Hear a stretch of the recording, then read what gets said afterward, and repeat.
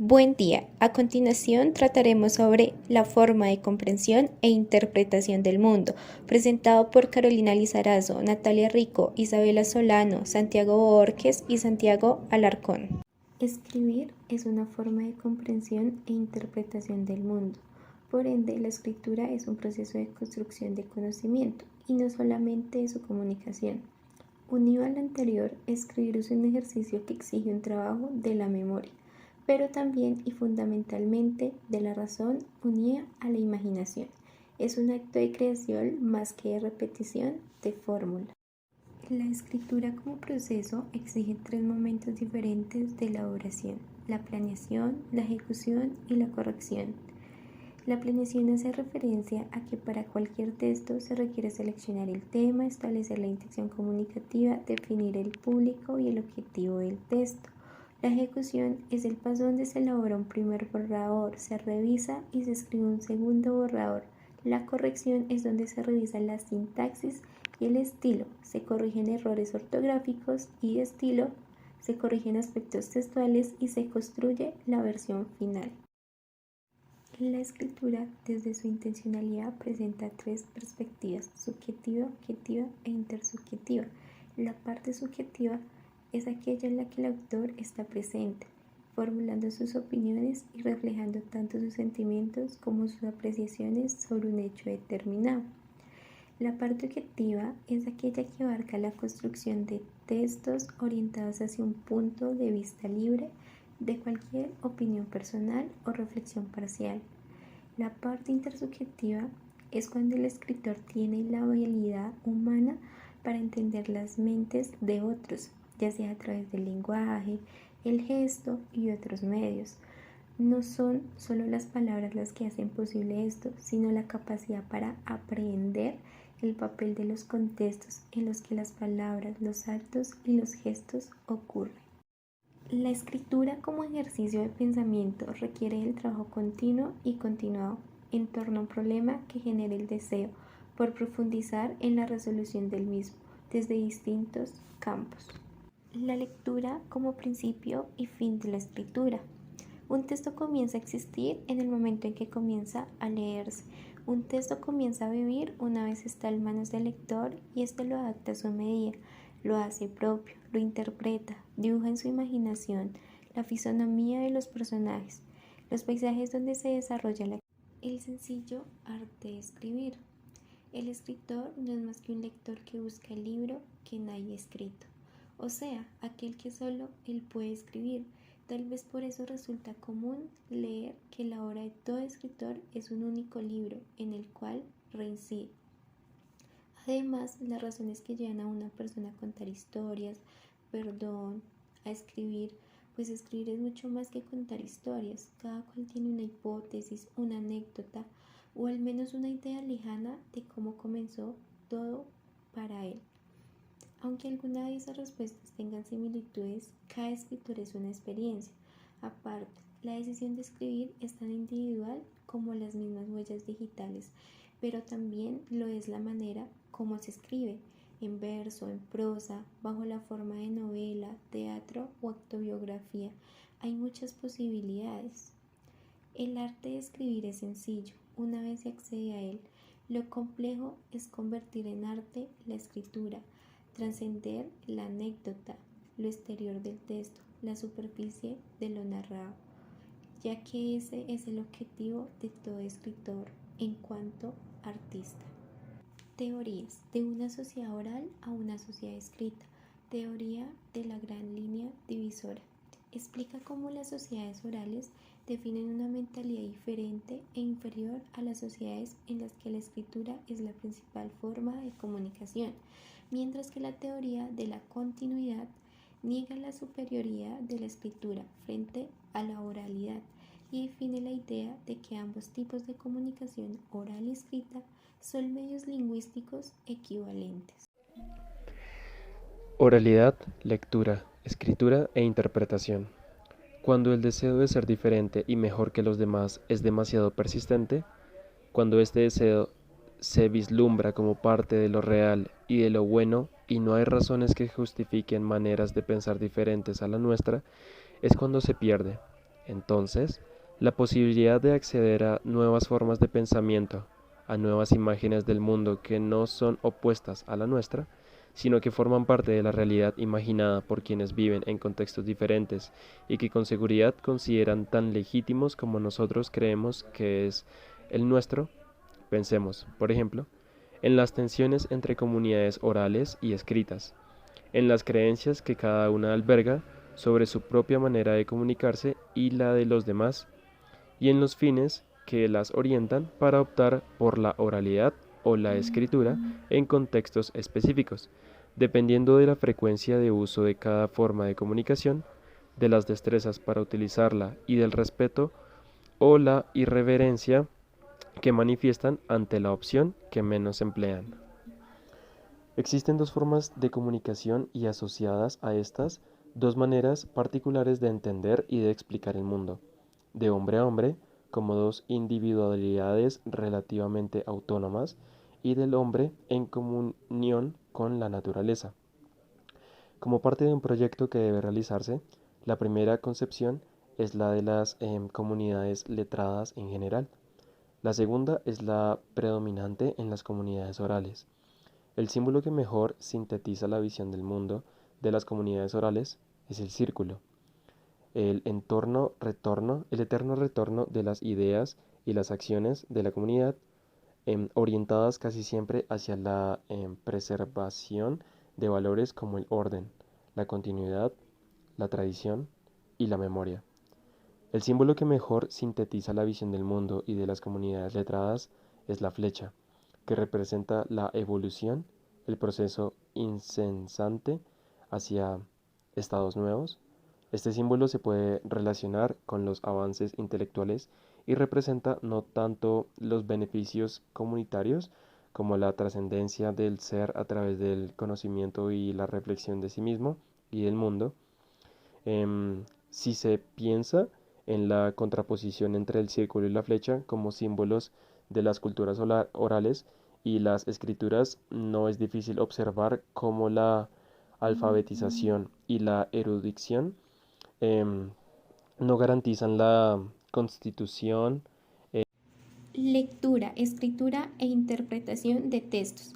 La lectura y la escritura son actividades interdependientes, prácticas complementarias y recíprocas. Escribir es ejercitar con especial rigor y esmero el arte de la lectura. Para escribir es necesario haber leído antes en una proporción mayor, haber interpretado los textos leídos y encontrado en estos los argumentos suficientes para ser tenidos en cuenta en el momento de iniciar el proceso de escritura. Ser lector se puede convertir en una práctica gratificante, siempre y cuando se realice de manera libre y se mantengan claros los propósitos que se persiguen. Se lee para comprender el mundo, para comprenderse a sí mismo o simplemente para vanagloriarse de ser un gran erudito. Cualquiera de las opciones es válida, con tal de que el lector obtenga lo que se propone y acepte que el ejercitar esta actividad se está aislando, ya que la lectura y la escritura exigen absoluta soledad para realizarse plenamente. La lectura es de por sí una actividad placenta cuando se ha convertido en un acto casi natural. La escritura, en cambio, es un proceso mucho más complicado, ya que en este entra en juego desde el uso de mínimas bases de reacción y conocimiento de la lengua, hasta complejos procesos de extracción y transmisión de información. Además, todo texto es una linealidad de signos que se puede aplicar por sí misma a través de la observación y el análisis de la escritura interna a partir de la cual se ha construido, como material homogéneo, susceptible de ser observado desde sus elementos más mínimos, como los fonemas. También hay que tener en cuenta que a través de la oralidad se establecen diálogos que giran alrededor de temas de interés común. En este tipo de relaciones la gesticulación, las modulaciones de la voz, la presencia del referente, entre otras más, son aspectos centrales. Por otro lado, para adquirir un buen dominio de la escritura, es necesario haber pasado antes por el dominio de la oralidad. Cuanto mejor sea el dominio del uso de la palabra que se pronuncia con la certeza de que fluya naturalmente para ser evocada solo como reminiscencia y cuanta mayor conciencia se tenga sobre la importancia del sonido, la gestualidad, mayor precisión se tendrá en el momento de acceder a la elaboración escrita, ya que toda teoría del texto escrito parte de la teoría y el dominio de la oralidad. Por último, el escrito, a diferencia de la narración o el diálogo oral. Para escribir una buena autobiografía hay que tener una serie de pasos o unas pistas, las cuales son, primero, las imágenes, que son aquellas representaciones que nosotros hemos tenido durante toda la vida, son aquellas que nos muestran en una imagen nuestras vivencias. Por otro lado, son las personas que han sido significativas para nosotros durante todo nuestro camino, nuestro crecimiento, sea nuestro núcleo familiar o externo a ello. Otra pista importante son los espacios, aquellos que hemos recordado durante nuestro crecimiento, aquellos como un parque, una casa, un lugar importante, que nos traiga recuerdos, vivencias o emociones. Otra pista para hacer nuestra autobiografía son los tiempos, es decir, que hemos vivido desde que nacemos, desde que somos bien pequeños hasta que llegamos a la adultez o hasta la fecha en la que estamos escribiendo nuestra propia autobiografía. Por otro lado, otra pista muy importante son los objetos que desde niño han marcado nuestra vida. Esos objetos pueden ser un juguete, una patineta, entre otros más que han vivido desde nuestra infancia. Y por último está el mundo en la oscuridad, que el mundo en la oscuridad es aquello que nos gustaría vivir, aquello que no ha pasado, que nos imaginamos, que nos gustaría que pasara en nuestro futuro. Esa sería la última pista para crear una buena autobiografía. Escritura y vida. La escritura se relaciona con cada uno de nosotros casi desde el comienzo de nuestra existencia, cuando abrimos por primera vez los ojos y empezamos a leer cada una de las cosas de nuestro entorno. Suceso que más adelante empezaremos a dibujar sobre la primera pared en blanco que encontremos en nuestro camino. Más adelante la escritura comienza a tomar un nuevo lugar en nuestra vida y se vuelve cotidiana mientras hacemos sin mucho cuidado los primeros borradores de lo que más adelante será una palabra o aún mejor un gran poema, cuento, historia o novela. La educación, específicamente el colegio, hace que cada uno tome una posición diferente frente a la escritura, ya sea para bien o para mal. Asimismo, hay sucesos en la vida que marcan de manera radical y que hacen que uno tome de manera más crítica las cosas y sea capaz de opinar, debatir, aportar y expresar hasta los más profundos conocimientos. En pocas palabras, se puede decir que la principal función de la escritura es la de hacer historia, pues de este modo se puede comunicar pasando de una generación a otra. La producción de textos. Existen diferentes mitos sobre la escritura como lo son. Primero, la aptitud para escribir es un don de pocos. Este es un mito ya que solo se necesita desarrollar la capacidad de escribir de manera que nuestros textos sean claros, efectivos y breves. Además, para cualquier persona es posible aprender a escribir en un español correcto y comprensible. 2. De todos modos, hoy todo se hace hablando o por medio de canales audiovisuales, entonces, ¿para qué esforzarse por ser tan escrupuloso al escribir? Este también es un mito ya que hoy en día no todo se hace mediante el lenguaje oral, pero profesiones como activistas y dirigentes políticos nos demuestran que siempre existirá la necesidad de escribir textos, documentos relacionados con las necesidades populares y la vida de la sociedad. No todo se puede confiar a la memoria individual de los hombres, ni a las cintas de sonido o video, ya que la escritura sigue siendo el medio de registro de hechos e ideas más importantes. Tercero, uno debe escribir como habla. Este es un mito ya que el habla puede ser mucho más impreciso e informal que la escritura, porque en muchos casos las cosas de las que hablamos y las personas a las que les hablamos las tenemos justo al lado. Deberíamos escribir como si estuviéramos hablando, pero con la conciencia de que nuestra relación con el lector será siempre la que tendríamos con un interlocutor totalmente carente de sentidos, ciego, sordo, etc. Cuarto, escribir es buscar las palabras que se ajustan a lo que pensamos. Escribir es una actividad tanto física como mental. Las ideas, por otro lado, no concurren a la mente como si la conciencia fuera un hilo y ellas las perlas que hacen el collar. Hay ideas que contienen a otras, ideas que comparten una región lógica con otras o ideas que chocan con otras. Pero además rara vez lo tenemos todo claro antes de sentarnos a escribir. Es al hacerlo cuando entramos en una lucha por aclarar las ideas que nos ocurren en la mente. Para empezar, debemos tener un mínimo de claridad sobre lo que queremos expresar, pero el proceso de escribirlo es casi siempre un proceso de descubrimiento, de elucidación del contenido. A la hora de realizar un texto es de gran importancia la coherencia y la cohesión. La coherencia es el aspecto semántico del significado en el que se tiene en cuenta la estructura de la idea principal de un texto y de sus ideas secundarias. Tres tipos de herramientas pueden ayudar en la producción de un texto coherente. La primera es el mapa conceptual. La coherencia depende de la claridad que tenga quien escribe de las ideas que desea expresar. Por esta razón, es indispensable elaborar un mapa conceptual o algún tipo de esquema similar en el que se ponga de manifiesto los objetos de los cuales se va a tratar y las relaciones entre ellos. Este es un primer paso para tener una visión general del tema y de cómo podría plasmarse. Se juzga la coherencia e incoherencia de un texto siempre con referencia a un determinado mundo. El mapa conceptual es la geografía general de tal mundo. El siguiente es la macroestructura referencial. Esta es la organización básica del tema y de los distintos subtemas de los que se habla en un texto. Tanto al leerlo como al escribirlo es muy importante tener en cuenta esta herramienta.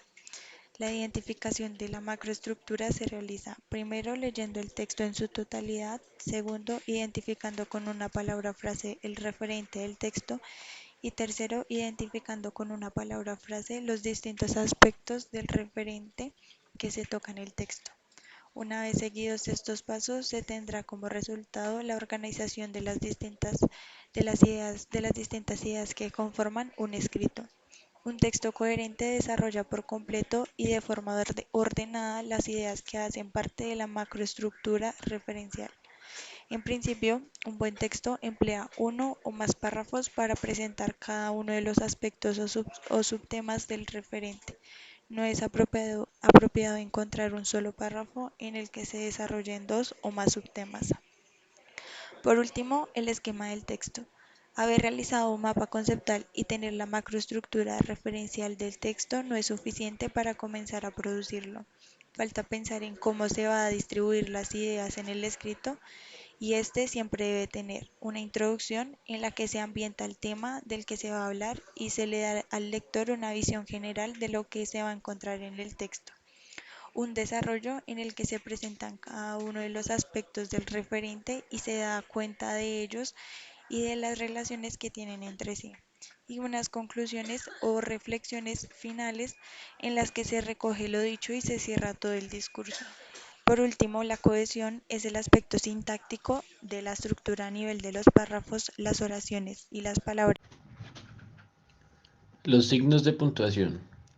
Los signos de puntuación en la escritura son necesarios porque sin ellos podría resultar dudoso y oscuro el significado del texto. Los que más usamos en el castellano o español son la coma, el punto y coma, los dos puntos, el punto final, los puntos suspensivos, los signos de interrogación, los signos de admiración, los paréntesis y las comillas. A continuación, daremos explicación o el uso que se le da a alguno de ellos. El punto es el signo más sencillo y básico que usamos para marcar pausas entre oraciones y párrafos. Dentro del punto encontramos tres tipos: el punto y seguido, el punto y aparte y el punto final. El punto seguido es aquel que divide oraciones, encapsulándolas en pequeñas ideas compuestas. El texto puede continuar luego del punto y seguido, aunque se debe comenzar a escribir con mayúscula después de él. El punto y aparte es el punto que marca el cierre de un párrafo para dar inicio a otro. Y el punto final es igual que el anterior, solamente que en vez de continuar con otro párrafo, concluye todo el texto. La coma es un signo utilizado para marcar pequeñas pausas dentro del texto, las cuales pueden formar pequeñas oraciones para expresar una idea. El conjunto de oraciones divididas en comas y puntos seguidos son conocidas como párrafos. También la coma se utiliza para dividir palabras en una lista. Por ejemplo, si vamos a decir los colores, debemos separarlos en comas: naranja, rojo, azul, amarillo, etc. Punto y coma. Este signo indica que debemos hacer una pausa mayor que la coma y menor que el punto. Muchas veces es un poco complicado medir esta pausa. Por eso, este signo se puede sustituir en muchas ocasiones con el punto y seguido, o los dos puntos o la coma. Hay que recordar que cuando usemos el punto y coma, la primera palabra que le sigue debe escribirse en minúscula. Los dos puntos se usan para mostrar más en detalle una idea, listado o ejemplo. Cuando estamos a punto de decir algo sobre el tema que se discute, se usan dos puntos. Esto permite llamar la atención para lo próximo que se vaya a decir a continuación. Comillas. Se utiliza para hacer mención de algo en particular, hacer énfasis en una palabra dentro del texto o para parafrasear. Y el paréntesis se usa para encerrar pensamientos o ideas mayores dentro de las oraciones comunes. Los signos de interrogación encierran oraciones hechas en forma de pregunta. Los signos de exclamación los usamos para referirnos a oraciones que exclaman o tienen un tono más agitado que las normales. Se puede referir cuando las personas gritan o hacen énfasis en algo. Y finalmente, los puntos suspensivos se usan para marcar una pausa breve dentro o al final de una oración. Son usados para no dar un final inmediato a las oraciones y dejar en suspenso a lo que está a punto de decirse. Por otra parte, a continuación vamos a mencionar algunas recomendaciones para la corrección del texto escrito. 1. Verificar parámetros para elaborar la portada. 2. Numerar páginas. 3. Revisar márgenes. 4. El texto debe titularse. 5. Presentar la bibliografía consultada. 6. Revisar la presentación de las referencias bibliográficas. 7. Utilizar adecuadamente los signos de puntuación. 8. Estudiar el empleo apropiado de la acentuación. 9. Verificar el manejo correcto de los tiempos verbales. 10. Examinar el diccionario de la correcta ortografía. 11. Revisar la concordancia de género y número. 12. Comprobar la pertinencia en el uso de las preposiciones. 13. Verificar el uso de conectores. 14. Ajustarse a la estructura del texto propuesto. 15. Estructurar cada párrafo alrededor de una idea. 16. Buscar un desarrollo coherente y lógico de los párrafos. 17. Desarrollar lógicamente las ideas. 18. Concluir las ideas incompletas. 19. Proceso de argumentación débil. 20. Expresar claramente las ideas. 21. Manifieste expresamente su posición crítica. 22. La redacción del texto no es original. 23. Revisar el uso de mayúsculas. 24. Evitar la repetición de una misma letra o sílaba.